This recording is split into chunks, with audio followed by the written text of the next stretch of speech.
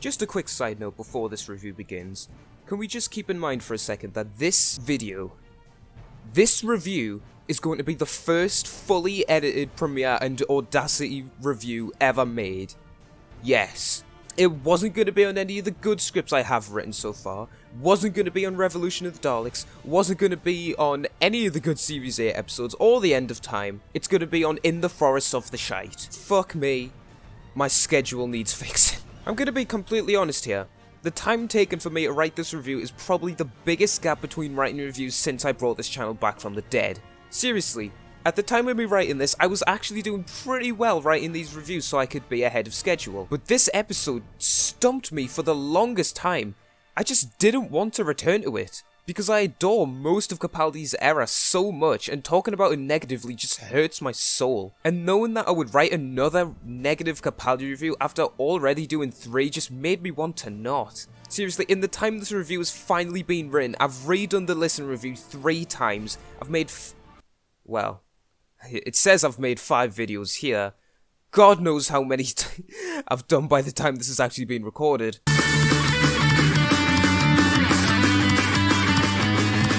I've wrote a short story that I'll probably never release. I watched the entirety of Gotham on Netflix. I went on holiday. I fucked your mum. And I started college. All of that was done between the gap of a month that it's taken me to return to this shitty piece of shit episode. Honestly, I get dissed constantly for not uploading enough.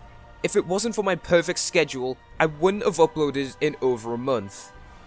Cut to the time of me recording this where the TARDIS Team channel hasn't had an upload in 3 months. But today, I'm sick of it.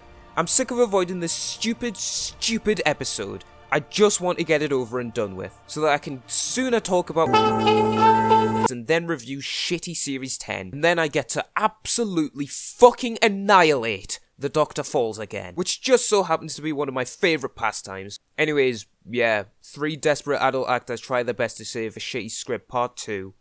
Let's get this over with. We start off with some surprisingly good music and some lovely nature shots, only to have those shots ruined by having this random child running through the forest. I do love how when the Doctor first sees the child, he just shrugs her off in the funniest way possible. If there's one thing I have to give this episode, it's that Capaldi is still great throughout. But even then, Capaldi can't fully save this episode. You know when Capaldi can't save an episode from Series 8 or 9, then it is truly shit. Miss Oswald, dark hair, highly unpredictable, surprisingly round face. Look, there it is again! It's following me through all of Series 8! Listen. Let me have the ability to look at Jenna Coleman's gorgeous face without thinking about how round it is. Please! You have reached your destination. No. Oh my god, why?! Okay. Since when can the TARDIS talk outside of the Doctor's wife?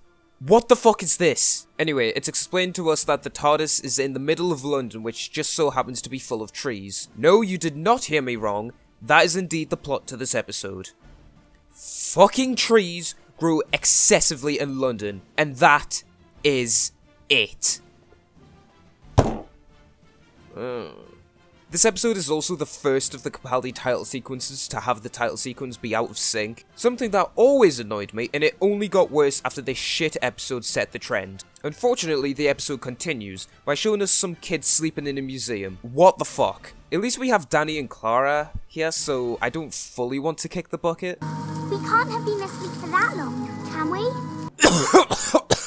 Murray seriously needs to relax with the score of this episode. The music in this episode is so much better than what it deserves to be. Like, what the fuck? So Clara rings the Doctor and we get in the occasional good line from Capaldi. The way he describes the little shit is funny, and the way Clara reacts to finding out she hasn't found anything new for the Doctor was also funny. I know that all I've said about this episode so far is that Capaldi is good, but practically everything else in this episode is just shit, and there's fuck all to talk about. So then Clara lies to Danny for the billionth time, and he figures it out instantly, obviously. And then the two start bickering like children in front of their class of children.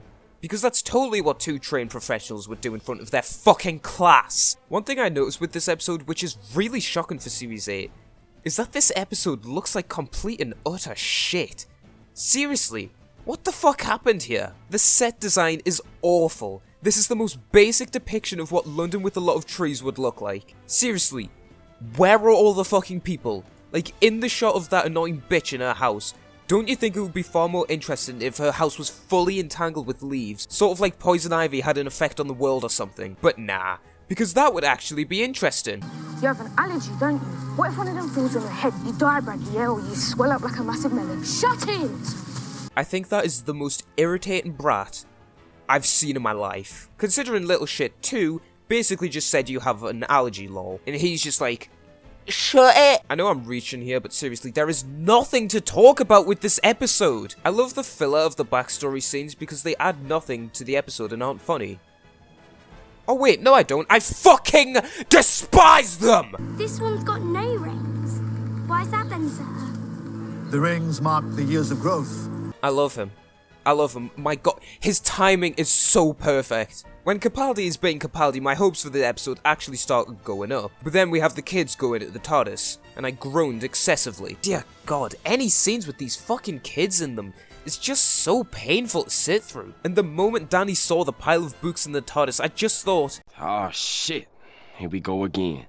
Not everything can be fixed with a screwdriver. It's not a magic wand. Does she have a phone? Well, yeah, she does. Have you got the number? Yeah.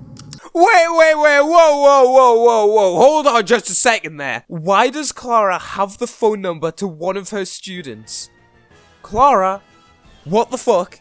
That's extremely sus. Also, I just want to say, I know that the sus meme will be well dead and buried by the time this video comes out, but this was last edited on the 19th of September 2020. I'm just saying, sus was not a fucking cringy overused meme at this point. Also, look at Danny here. My god, I feel so bad for him. Honestly, Danny, as good looking as Clara is, it's time to move on, mate. Seriously. She lies to him so much throughout this series. It's fucking insane that he stays with her. Honestly, Danny, you're a pretty good looking bloke. There's plenty more fish in the sea. It's time to move on, my guy. Okay then, come on team, let's do this. We will, if you stop calling us a team. For the love of God, will someone give this poor man a break? First dealing with Clara lying, and now with these kids being little shits? Just let the poor man do his fucking job. So the Doctor and Clara go wandering through the forest after one of these little shits, and they see these people trying to burn the trees because these trees don't burn. And bruh, look at that fucking fire. Holy shit, it looks so bad. Maria.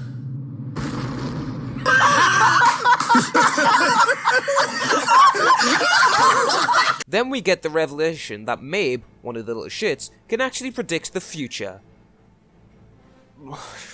And then some animals break out because of the trees. I don't know how the trees break out the animal cages, but not fucking glass. Okay. This is what we call acting. Then Danny scares off the tiger by flashing a torch at it, and I just don't care! How am I only 27 minutes into this? My god, it is dragging so much! Then there's this big cringe moment that looks surprisingly nice. And then the cringe intensifies when they add this super deep voice over this child. We are here always since the beginning and until the end.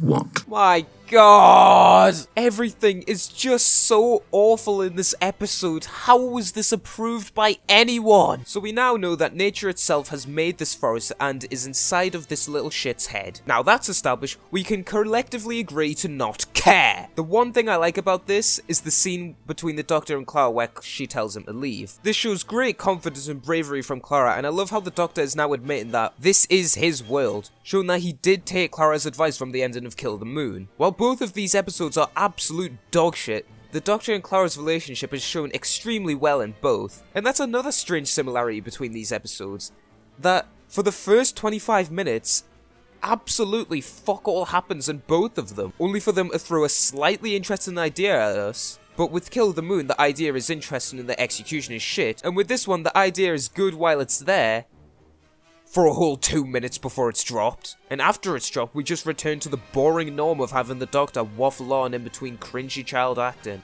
and the occasional decent moment from Clara and Danny. The Doctor explains the trees aren't bad. Peppa Pig child says a cringe line, Clara and Danny get a good moment outside the TARDIS after some even more cringe. Okay, I was gonna skip over this, but I just can't! Realistically, if you heard this fucking child talk to you over the phone, would you really believe a single word that was said? Of course you fucking wouldn't, but apparently every single person on Earth does. What the fuck is happening? Yeah, Danny and Clara get a good scene here. Danny's fucking brilliant here, and this is easily one of the best scenes for him. It makes him so much more likable, and it makes the romance a lot more believable, even if it clearly isn't mutual. Then we get the shot of the planet being protected, which looks decent, but it doesn't save this shit episode at all. Even the Missy cocktease doesn't do it for me here. In the final scene of the episode, dear God! You thought the rest of this episode was cringe. This is fucking next level. So you know how that little shit has a missing sister or some shit? She randomly appears in the fucking bushes at the end. What the fuck is this? Who wrote this? Who wrote this scene and thought it was acceptable? How and why? My Annabelle. That is not an appropriate reaction to this! What you should be saying, Dora, that has apparently been missing for ages, why are you in some fucking bushes?! Ah, damn it! I'm about to lose my freaking mind! So, that was In the Forest of the Shite. The worst episode of Series 8, and probably the worst Capaldi episode ever. Seriously, there's so much to hate about this episode, but there's also nothing to it. The worst type of Doctor Who story. With Kill the Moon, at least there's a solid scene at the end which I really liked and was really good for both characters. In this episode, there's like a 2-minute scene of a good idea ruined in the following 30 seconds. And unless I ever reach the point of success where I have a Patreon and goals can be onto it, that's the Series 8 reviews done. And now, onto the Series 9 reviews. I shall see you all when I get to review a fully good episode from my favourite wannabe showrunner writer, Toby Whithouse. Up next, God. Except it would be if I wasn't such an indecisive, stupid, lazy, put-off cunt. I am an idiot!